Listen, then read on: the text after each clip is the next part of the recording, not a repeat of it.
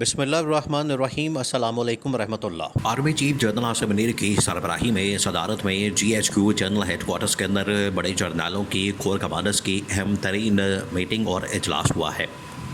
اور یہ اصل میں کیا گیا ہے پاکستان کی موجودہ صورتحال کو سامنے رکھتے ہوئے اور بلوچستان کی صورتحال کو سامنے رکھتے ہوئے، کیونکہ بلوچستان کے اندر جو دہشت گردی وہی ہے، بلوچستان کے اندر جس طریقے سے فورسز کے اوپر حملہ کیا گیا ہے، فوج کے اوپر حملہ کیا گیا ہے، پاکستانیوں کے اوپر حملہ کیا گیا ہے، اس کے بعد جی ایچ کیو سے جنرل عاصم منیر کی جانب سے تو دو ٹوک قسم کا جواب دیا گیا کہ ہم نے کسی صورت بھی یہ دہشت گردوں کو نہیں چھوڑنا اور ان کا پیچھا کرنا ہے اور ان کا مقابلہ کرنا ہے۔ اب یہ جو اہم ترین ملاقات ہوئی ہے، اہم ترین میٹنگ ہوئی ہے،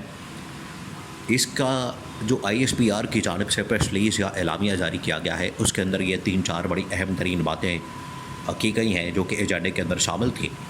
جو اس ملاقات کے اندر ڈسکس کی گئی۔ اس ملاقات کے اندر جو ایجنڈا تھا، ملاقات جس مقصد کے لیے ہوئی تھی، اس کے اندر 3-4 چیزیں بیان کی گئی ہیں۔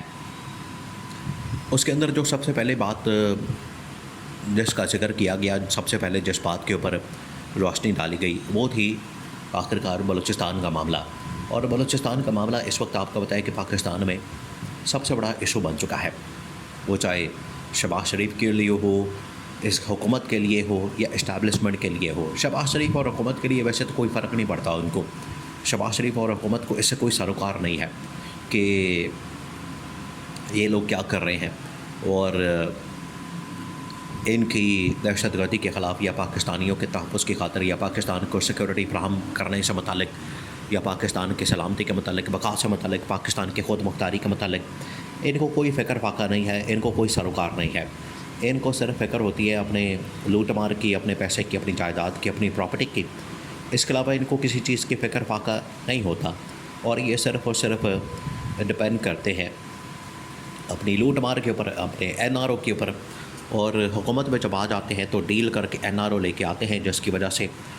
یہ کھل کر بات نہیں کر سکتے۔ اور یہ جو اس وقت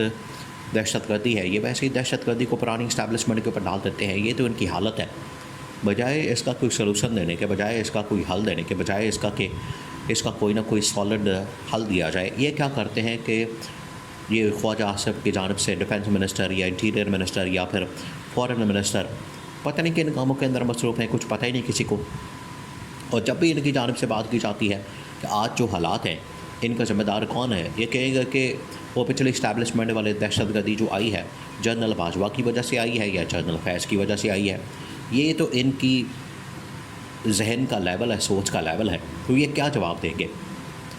اب آخرکار پر اسٹیبلشمنٹ کو میدان میں آنا پڑتا ہے، اور اس قسم کی صورتحال جو کہ اب بلوچستان کے اندر ہوئی ہے، تو اس کے اوپر بڑی اہم ترین ملاقات ہوتی ہے، بڑی اہم ترین میٹنگ ہوتی ہے، اور یہ ملاقات ہوتی ہے جی ایچ کیو کے اندر، جنرل ہیڈ کوارٹرز کے اندر، اور وہاں پر جنرل عاصم منیر نے تمام جو ٹاپ ملٹری کمانڈ ہے ان کو اکٹھا کیا، ان کے ساتھ ایک ملاقات کی اور ان کے ساتھ بیٹھ کر یہ سارے معاملات ڈسکس کیا ہے۔ وہاں پر جو پہلا معاملہ تھا، پہلا جو ایجنڈے کا جو پہلا نقطہ تھا، پوائنٹ تھا، وہ یہ تھا کہ بلوچستان میں ایک تو آپریشن لانچ کرنے کا فیصلہ ہو گیا ہے، اور یہ آپریشن جو لانچ کرنے کا فیصلہ کیا گیا تھا، وہ لاسٹ ٹائم جب بلوچستان کے اندر ایپکس کمیٹی کی میٹنگ ہوئی تھی، اس کے اندر یہ فیصلہ کر لیا گیا تھا کہ ہم نے ہر صورت میں آپریشن لانچ کرنا ہے۔ بعد میں اس کو ٹاپ ملٹری کمانڈ کے سامنے یہ بریفنگ رکھی گئی ہے، یہ معاملہ رکھا گیا ہے، ان کو بھی بریفنگ دی گئی ہے، ان سے بریفنگ لی گئی ہے، اور سارے معاملات ڈسکس کیا گیا ہے کہ آخرکار اس کا سلوشن کیا ہے۔ تو سب سے بڑا جو ایجنڈا یا پوائنٹ جو تھا،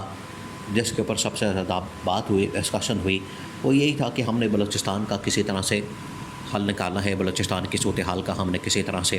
سولوشن نکالنا ہے۔ اور اس وقت اسٹیبلشمنٹ کے لیے یہ بہت بڑا مسئلہ بن چکا ہے، کیونکہ یہ جو اس وقت ایشو آیا ہے، دیکھیں آپ خواجہ آصف سے پوچھیں گے، آپ شہباز شریف سے پوچھیں گے، آپ نون لیگ سے پوچھیں گے، تو یہ آپ کو کیا کہیں گے کہ ہمیں تو پتہ ہی نہیں اس معاملے کا، ہمیں تو پتہ ہی نہیں اس مسئلے کا، ہمیں تو اندازہ ہی نہیں کہ ملک کے اندر دہشت گردی ہو رہی ہے، ملک کے اندر کوئی دہشت گردی آ گئی ہے۔ یہ لوگ کہیں گے کہ وہ پچھلی گورنمنٹ نے یا پچھلی حکومت نے یا پھر پچھلی جو اسٹیبلشمنٹ تھی اس نے یہ مسئلہ خراب کیا۔ وہ لوگ کہتے تھے کہ پاکستان کے اندر دہشت گرد آنے چاہیے، ان کو پناہ دینی چاہیے. وہ تو مذاکرات کے دیکھیں، یہ مذاکرات کی جو ایک بات کی گئی مذاکرات کے حوالے سے، جو ان کے ساتھ ایک راستہ نکالا گیا، ایک آپشن نکالی گئی پچھلے اسٹیبلشمنٹ کی جانب سے، وہ یہی تھا کہ ہم نے پاکستان کے اوپر جو حملے ہیں، پاکستانی شہریوں کے اوپر جو حملے ہیں اور پاکستان کی فوج کے اوپر جو حملے ہیں اس کو روکنا ہے. اور اس کے سلسلے میں ایک پالیسی بنائی گئی کہ ہم نے اگر مذاکرات ڈائلاگ کے تھرو اگر کوئی راستہ نکالنا ہے تو اس سے بہتر اور کیا ہو سکتا ہے. لیکن انہوں نے اس پالیسی کو پکڑ کے تو دنیا کے سامنے رکھ دیا ہے کہ حالانکہ وہ جو تمام ملاقاتیں ہوتی ہیں، میٹنگز ہوتی ہیں، وہ بڑی خفیہ ملاقاتیں ہوتی ہیں، خفیہ بریفنگ دی جاتی ہے. یہ پکڑ کے سارا کچھ میدان کے اندر لے آتے ہیں، باہر لے آتے ہیں. ان کی اتنی عقل کام نہیں کرتی اور یہ جانتے نہیں، ان کو اندازہ نہیں کہ یہ کیا حرکتیں کرتے پھرتے ہیں، یہ کیا کر رہے ہیں. اندر کی باتیں جو ہے باہر کر دیتے ہیں، اندر کی باتیں جو ہے باہر نکال کے رکھ دیتے ہیں. اب جہاں تک بات ہے آپریشنل معاملات کی یا دہشت گردی کے خلاف مقابلہ کرنے کی،